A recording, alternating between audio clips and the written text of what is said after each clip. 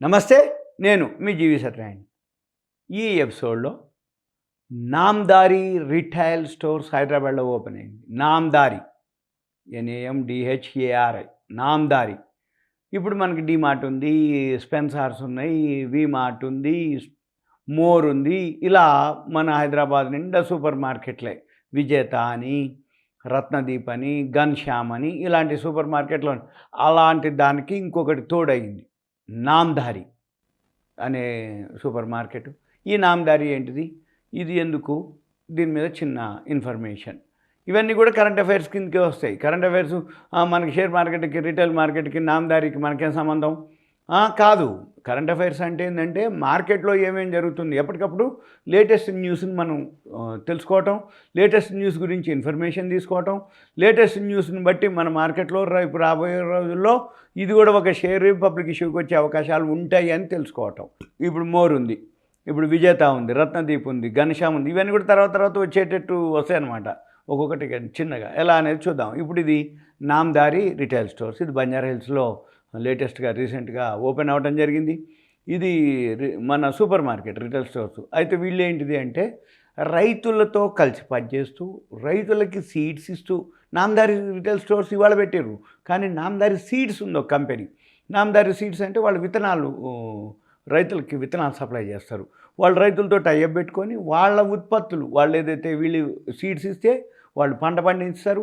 ఆ పంటనే తీసుకొచ్చి మన రిటైల్ స్టోర్లో వీళ్ళ దాంట్లో అమ్ముతున్నాం అనేది ఇప్పుడు నామ్దారి స్టోర్స్, నామ్దారి సీడ్స్ నుంచి వచ్చినటువంటిది. వీళ్ళు రైతులతో టైఅప్ అవ్వటం, రైతులు ఏదైతే వ్యవసాయ ఉత్పత్తులు చేస్తారో అవి తీసుకొచ్చి వీళ్ళు అమ్ముతున్నాము అనేది చెప్తున్న ఆయన CEO గుర్ముఖ్ రూప్రా ఉన్నారు. ఆయన అనౌన్స్ చేయడం జరిగింది. ఏది ఈ షాప్ ఓపెనింగ్, రిటైల్ స్టోర్స్ ఓపెనింగ్లో. అయితే హైదరాబాద్ బంజారా హిల్స్లో ఒకటి స్టార్ట్ చేయడం జరిగింది. 11,000 స్క్వేర్ ఫీటు. ఇది 30,000 ప్రొడక్ట్స్ ఉంటాయని చెప్పడం జరుగుతుంది. 11,000 SFT, 30,000 ప్రొడక్ట్స్. అవన్నీ కూడా ఏముంటాయంటే ఈ నామ్దారి విత్తనాలు ఉపయోగిస్తున్న ఎవరైతే రైతులు ఉన్నారో వాళ్ళ నుంచి తీసుకున్నటువంటి అగ్రికల్చర్ ప్రొడక్ట్స్, వ్యవసాయ ఉత్పత్తుల్ని సేకరించి అవే మేము చేస్తున్నాం మార్కెటింగ్ అన్నట్టుగా చెప్పడం. అంటే ఎక్కువ మేజర్ అవి ఉంటాయి, మిగిలినవి కూడా ఉంటాయి.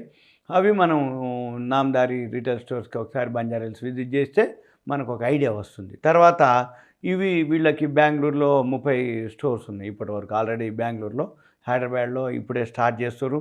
హైదరాబాద్లో కూడా త్వరలో ఒక 4 స్టోర్స్ ఓపెన్ చేస్తామని చెప్పడం జరిగింది.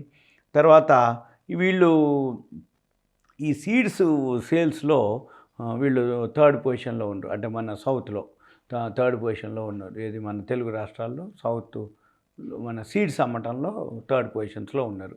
వీళ్ళది ఏంటంటే largest global producer of quality seeds.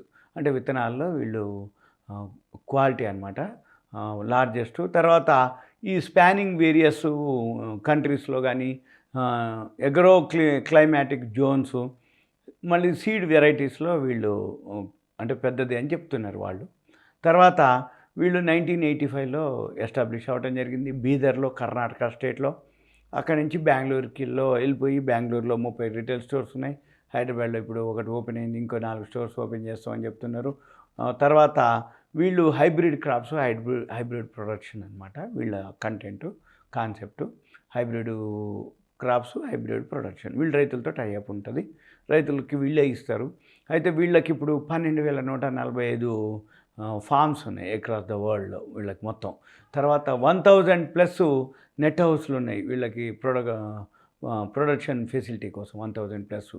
తర్వాత 50+ ఎకర్స్ వీళ్ళు protected cultivation for advance research చేయడం కోసం, అంటే ఎప్పటికప్పుడు ఆ సీడ్స్ని రీసెర్చ్ చేయడం కోసం 50+ ఎకరాలు వీళ్ళ హ్యాండ్ ఓవర్లో ఉంచుకొని అక్కడ వాళ్ళు రీసెర్చ్ చేస్తారు. R&D అంటారు అనమాట.